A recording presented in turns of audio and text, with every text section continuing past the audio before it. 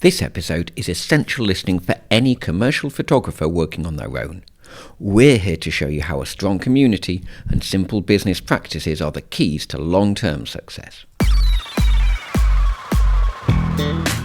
Welcome to Commercial Photographer, your guide to marketing, creativity, and growth. This is a podcast that helps commercial, brand, and headshot photographers navigate the competitive world of commercial photography with actionable strategies to grow your business. Well, hello there, Sam. How are you doing? Very good, Marcus. How about you?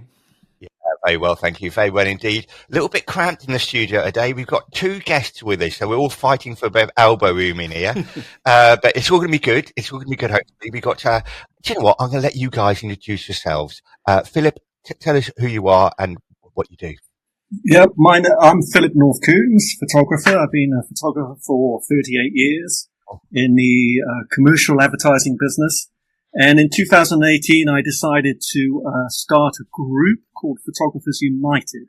Our guests today are going to share all sorts of secrets they've learnt over the years. First, we'll discover the single most effective non-screen-based strategy for networking for photographers that keeps your work pipeline full.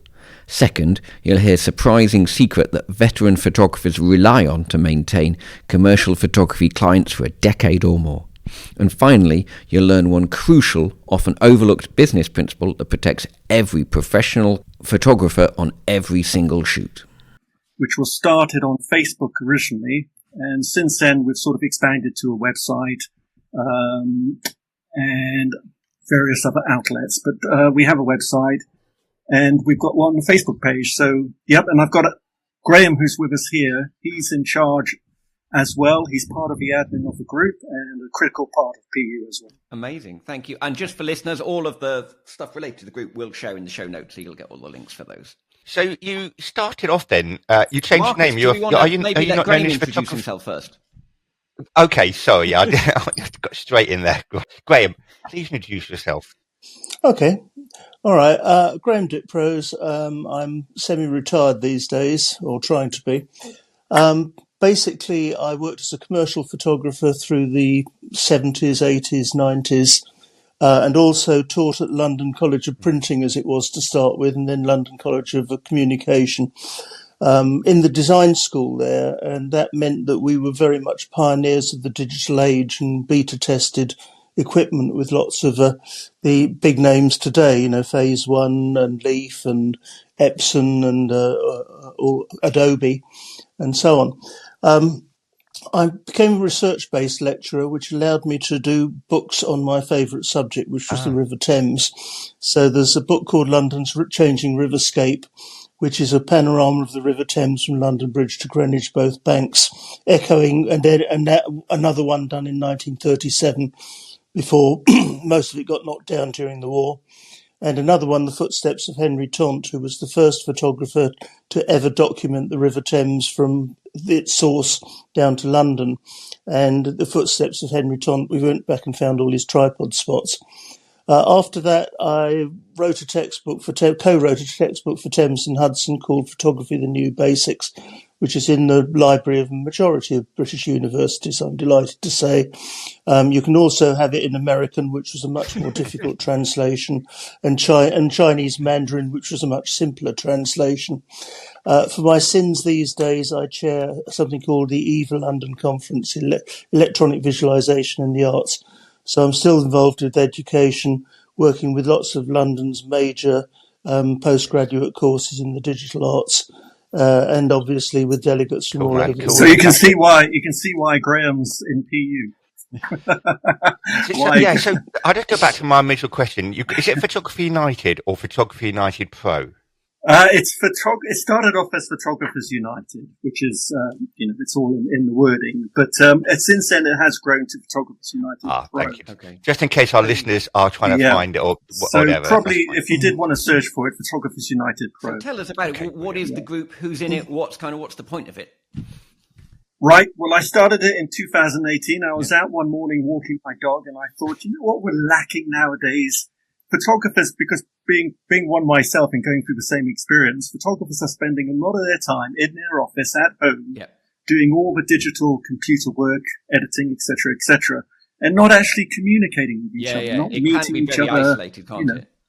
It can be very isolating, very lonely. Yeah. And especially nowadays, in the old days of film, as we all know, you got together in labs. Yeah, that's right, You met up and you went for a coffee, you went for a few beers, you chatted. Lab, coffee, beers, exactly right. That was the order. Or maybe not quite in that order. No, exactly.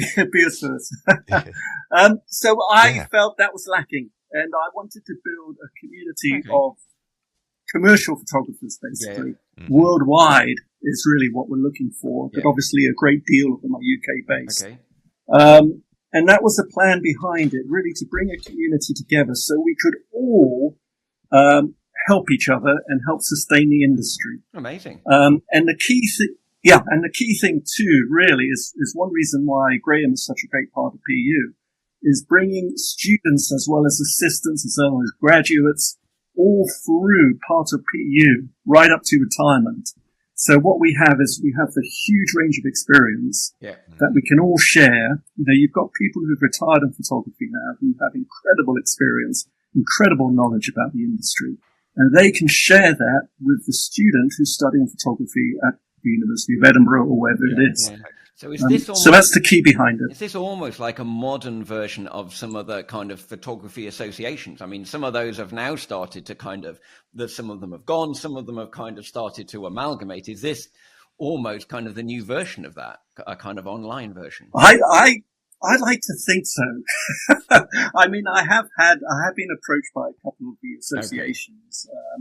Initially, I think there was a lot of wariness because they were concerned about what I was doing.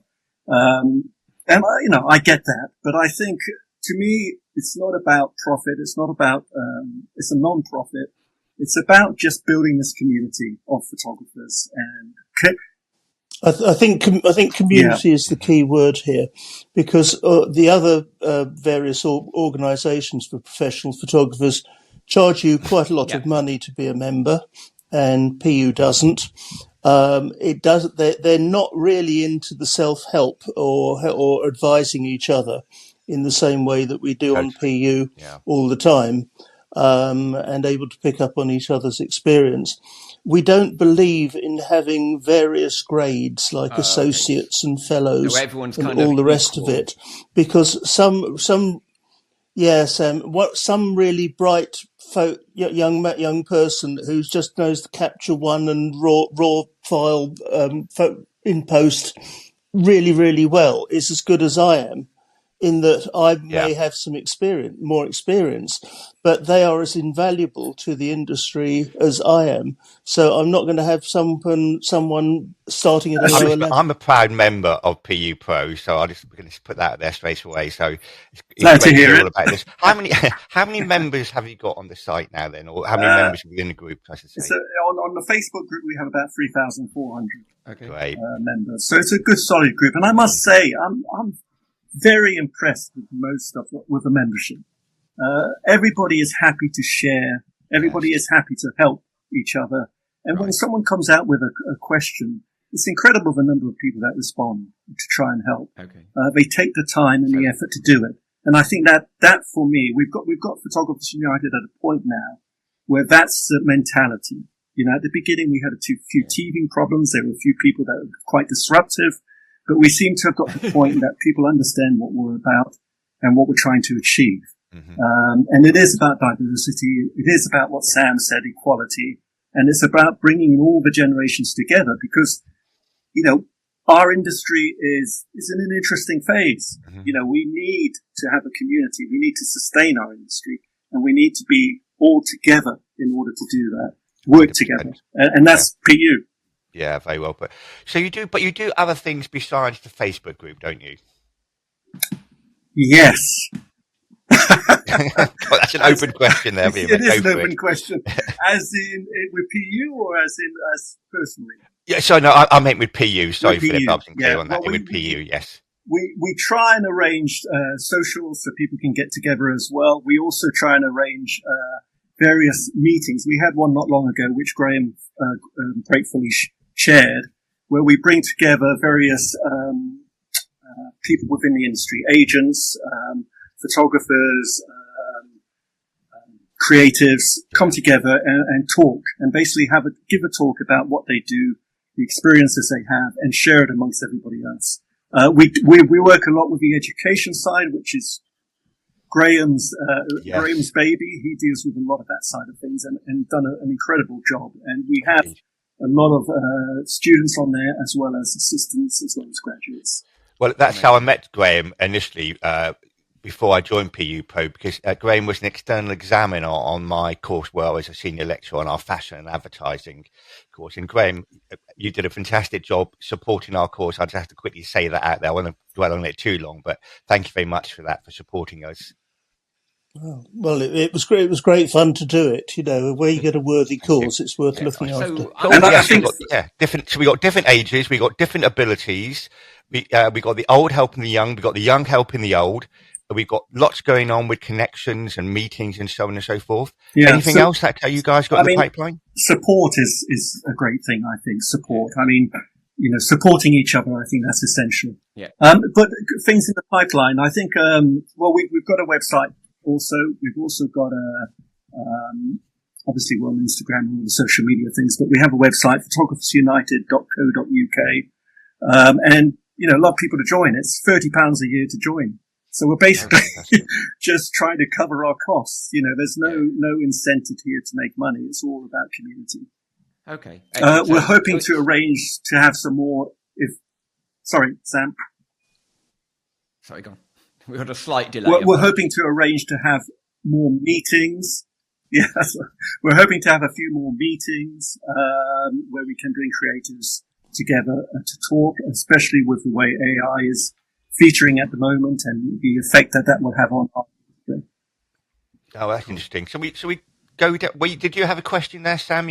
Sorry, I don't know what is going on my internet's like today. But I was just going to try and kind of summarise what you do. Check we've kind of got it all. So we're kind of effectively, if you want to get involved, there's the Facebook group, which from the sound of it, there's a lot of help out there. There's a lot of discussion out there. So you can bring your expertise, but also ask your questions. So I don't know, you could be a wedding photographer and going, I always find this bit of the wedding hard. What have you guys done? And lots of people will help. There's then kind of... Well, it's more... No, I should just point out, Sam, sorry, just interrupt you. I'm sorry.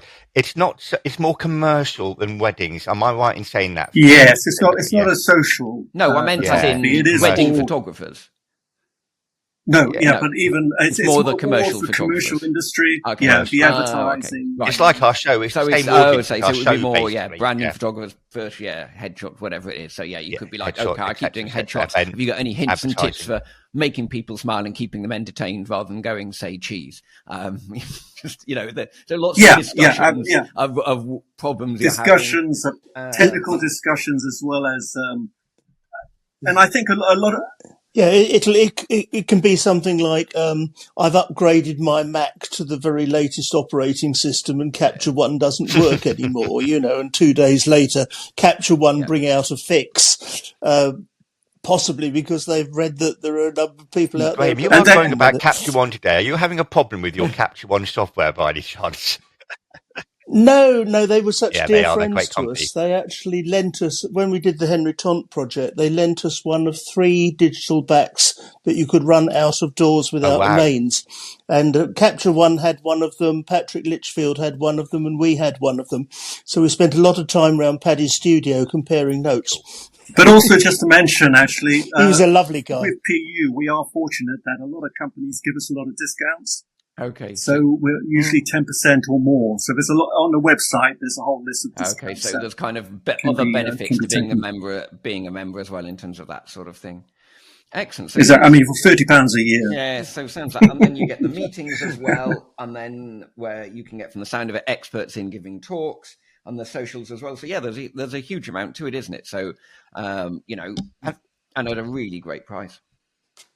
And also, I do believe you had an auction. I'll let Graham talk about that. It was one of his. Okay. Yeah. Yes, there was a member of PU who used to do social photography. Got a job during the pandemic for Morpeth's auction house in Harrogate. And we thought it would be very interesting if mainly our members could put work into this auction and see how it went. And there were some people who bet the farm on it amongst our members and printed on aluminium and all the rest of it. And little old Graham here sort of dug out a few pictures from his folio case and a couple of frames he had kicking around in the shed and managed to sell everything I did. But that was the way it went. But yes, I have a mentee from my London College of Communication days, and she sold one of her pieces amazing. for £500. Yeah, fantastic. So that was nice. And then on the education side, so if you're kind of starting out or feel that there's areas you need help, do you guys also do kind of courses and that sort of thing, or is it more kind of that communal help from each other? We don't do courses. We have good connections with 2 or 3 of the best courses in the United Kingdom right now. Help direct we are on very close terms. Well, yeah, it's really, if someone says, I want to do documentary photography, you might send them one place. If someone says, I want to be a commercial photographer, you'd send them another place. And if someone says, I want to be an art photographer, you might send them somewhere else. There are some dreadful online MA courses, and there are some fabulous online MA courses. And luckily, I know the good, the bad, and the ugly on things like that. Perfect. So I can advise people. Not necessarily to get you courses, but to go get the advice, find out which courses would be beneficial, which ones to avoid, which ones will be right for their circumstances. And I occasionally write. And actually, I'll occasionally write up someone's UCAS or something like that, as a recommendation, or give the course leader, who's a long time mate of mine, a ring and say, please interview so and so. And actually, a lot of the college leaders in photography in the various universities are in the PU group as well.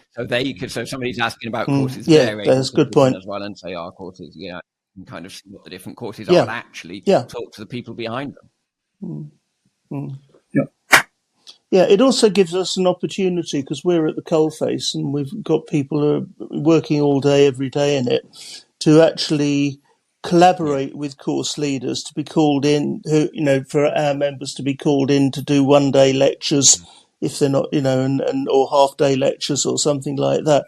So it gives them a good opportunity for connections with the industry. Let's take that advice that you give to your members, to our listeners. I mean, you are uniquely positioned to see have a great overview of the photographic industry.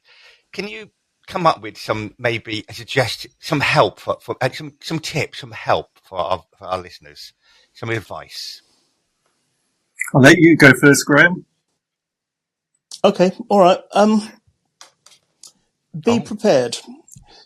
If you worked with film, as I did for 25 years, you haven't got a chance to fix it in post afterwards, and you get into the habit of actually planning everything. You know as far as you can that the sun is going to come out at 11 o'clock and go in at 12:30. So you actually will sit around with models chatting to them till 11 o'clock and get everyone nice and friendly, and then you'll be doing the shoot in that slot. We used it back in the old days. We even used to phone up the local RAF station for weather, for local weather and things like that. Which we probably wouldn't get away with now.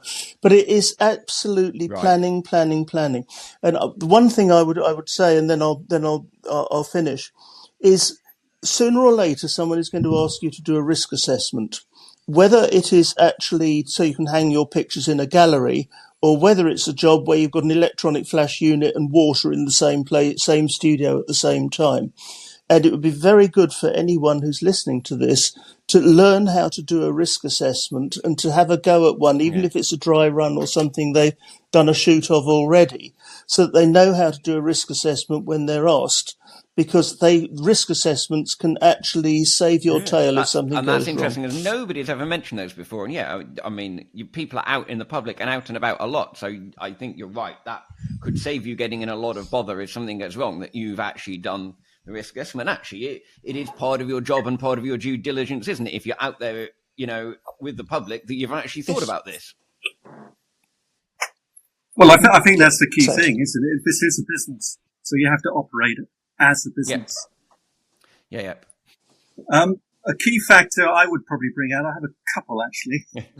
One of them I think is get out there and meet people. Okay. It's all about connections. You meet the right people. Just get in the industry, meet people, be bold, be creative, but get out there and meet people. It's all, it's amazing. If you can connect with people, how much work you can get from that. I know nowadays it's very difficult. People get emails, they reject the email, they don't bother with the email, but if you just got to knock on doors. That's it. And it is so tempting, isn't it? Photographers find it so tempting sitting there. I'll just spend a little bit longer on Photoshop when eventually it's like, no, get away from the screen. Yeah, meet people, network. Knock on doors, meet. I mean, that's how I started. I mean, I know it was a long time ago and things were very different then, but I literally just went around knocking on doors. Yeah. The other thing I would say is keep fresh. Keep reinventing yourself. Okay. Yeah. The important thing is to retain clients. Keep your clients. My career in photography, I've been very proud of the fact that I've kept clients for 10, 15 years that have kept coming back to me. And when that happens, what's really important is retain your client, but also give your client something new each time. So be creative, whether it's a new type of camera, whether it's a new process, whether it's a new way of lighting, anything, but just keep it fresh. So they're not just so coming the client, back and it's kind of same old. The same thing. Them something different. Exactly. And then the client, you want to wow the client every time you work. Yeah. So show them something different. They go, wow, I haven't seen that before. That's incredible. So, it's keeping it fresh. Reinvent yourself if you have to. I mean, I started in fashion. For 15 years, I shot fashion, high fashion, and then I got bored with that whole side of things. So I decided I reinvented myself and went into more of a sports brand, sports advertising. Yeah. And I love that area, and I did that for the rest of the time. So it's what I do now. Okay. So that's my key aspects to take. Nice one. Both of you excellent tips there. And I mean, I'd like to ask you something, Marcus, if I could. I mean, you've been in the advertising world, photographer now for many years as well. What are your key factors? What are your experiences that you would want to put thanks out for there? giving me the opportunity to answer your question. Answer a question. Do you know what? My big thing that I'm pushing at the moment, Philip, is similar to what you just said. It's about ideas. It's the value of having ideas. And in fact, I'm just about to go on a talking circuit and doing workshops all about my new thing, which is the idea of ideas. I saw a podcast. I was watching a podcast the other day by a great photographer, and he was saying that you only need two things to be successful in this business. You need to be different to everybody else, and you need to be a nice person. The second bit I'm working on. I don't believe that. So yeah, ideas. Another thing we were talking about, Graham, which I think is worth mentioning, is building a great team. Okay. Yeah. Yes. That, and how especially in our game in fashion. Oh, absolutely. And, having a great team behind you that you can trust, that trusts you. It's about the team. It's not about one person. Okay. It's about the team. And I think the key factor that I spoke to Graham about was how important the assistant or assistants are. That you have you've got each other's backs. Yeah. So if you're going out there as an assistant photographer or you're looking to be an assistant photographer, bear that in mind. Connect with a photographer, look after them. It's all about taking care of each other. And then, so a lot of our listeners are photographers that work on their own. So if they are working on their own and they're listening and thinking, yeah, it'd be really great to kind of work as a team like that. If as a solo photographer, who would be the first person to think about kind of bringing in to start to build a team? What sort of things could they do? Well, I would say an assistant, digital operator. A team would include people like hair and makeup, stylists, depending on what genre of photography you're in. I mean, a lot of commercial photography that I've experienced personally. We've always had a big team. Okay. So I've always had a digital. But you were talking about a team on a shoot rather than a team permanently with you. If you know exactly, the business. Exactly. So you're thinking more having solo a team business, on a shoot. but on the day a big team. Yeah. I don't think that many of us can actually support a full-time assistant these days with having to pay for their pension, and if they're a young lady, they've got to have a separate loo and all the rest of it. So no, but we work freely. Yeah. One quickie to add there is that there are some extremely good courses in commercial photography, as we've already mentioned.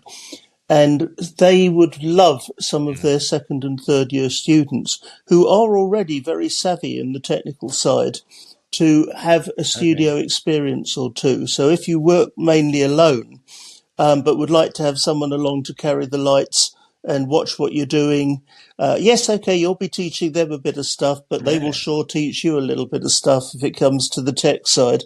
And that can work very nicely all round, and that can actually build into something that you headhunt them when they leave college and become a graduate because you've enjoyed working with them for the last year, which is what happened to me. I nearly failed my third year at college because I was already working as a studio. Best approach there is probably talk to your local college that are doing photography courses and about thinking what.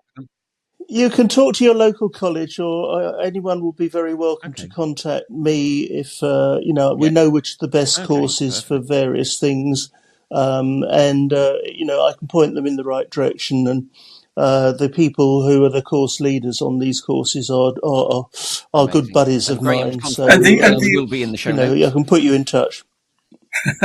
And the other thing I just want to bring out is the sort of other side of that, because I didn't go to university, I didn't go to college to study photography. I basically knocked on doors to get into the industry. Yeah. So, if you're not doing the education route, that's fine too, but you just got to be very determined, very focused, and just start knocking on doors. Excellent. Nice. Yeah. I mean, it's possible to do things self-taught, and some people, one of the interesting areas that I'm looking at the moment is neurodiversity. When I did an internal subject review for Kingston School of Art, we came up that an awful lot of their art students were neurodiverse in one way or another. And in fact, young Opal Turner, who Marcus knows because she's one of his alumni from University of South Wales, has been working with Ogilvy Advertising Agency on how they tap in to the neurodiversity that they have amongst their present creative team and actually use it as an enhancement rather than a disability. So there's stuff like that, which I think is important. There's I call it a creative gene rather than a disability person. Perfect. And then, that's also incidentally because I got thrown out of teacher training college for bad spelling because spell checks hadn't been invented. Anyway, okay. So if people want to join the group, is there a kind of trial, or is it just kind of sign up and pay? How does it work if people want to come along and join? We do ask people for specific things. They have to have a website. Okay. They have to show they're a commercial photographer. And they have to show they have insurance to operate as a commercial photographer. So it's not like there's some people in there who are kind of just wondering what's going on. It is, you are selectors who goes in. So it is all people who want to be there. Yeah. Exclusive. We don't. Yeah. Exclusive. Yes, we don't want a keen. Yes, that's right. We don't want a keen camera club person. We want people who are really trying to get into the industry, even if they're early career. There is and we also have that, and they just want to. Can they try it, or is it kind of pay and join up, or is there kind of a month? No. There's no paying for Facebook. Basically, you join, and that's it. The only thing you pay for is for the website. Oh, I see. Excellent. So effectively, it is like a trial. You can go to the website. You can go to the Facebook.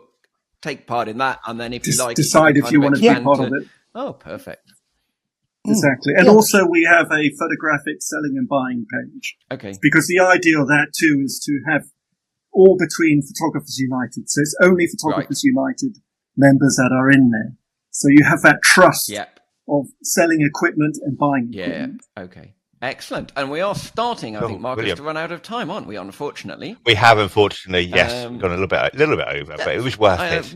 Really worth it for you guys. Chat. That was Well, that was an absolute masterclass in photography business advice from both Philip and Graham. So let's just recap the 3 non-negotiable rules we learned today. First, we saw that networking and knocking on doors remains the most powerful way to generate work. Don't just rely on email alone. Second, we learnt the key client retention strategies that allows photographers to maintain clients for a decade or even more. And finally, we highlighted why being prepared to complete a risk assessment is an essential part of treating your photography like a serious business. And don't forget that you can get for free the Commercial Photographer Guide to Creativity and Marketing. After all, that's what this show is all about. To get your free download, all you need to do is go to our website at commercial-photographer-podcast.com/creativity. Let me do that one again. commercial-photographer-podcast.com/creativity. And from there, you can get your free guide from us to marketing and creativity. So, Philip and Graham, thank you so much for being with us and making an amazing show. Thank you for your time. And Marcus, I'll see you next week. See you next week, Sam. And thanks, guys. And look forward to chatting with you on your Facebook group. Lovely to meet you both. Okay. And Bye-bye. thanks for Cheers. listening to this week's episode. If you want to make sure you never miss a show, head to our website and sign up for the newsletter. We'll be back next week with more practical advice to help you grow your business. See you next time.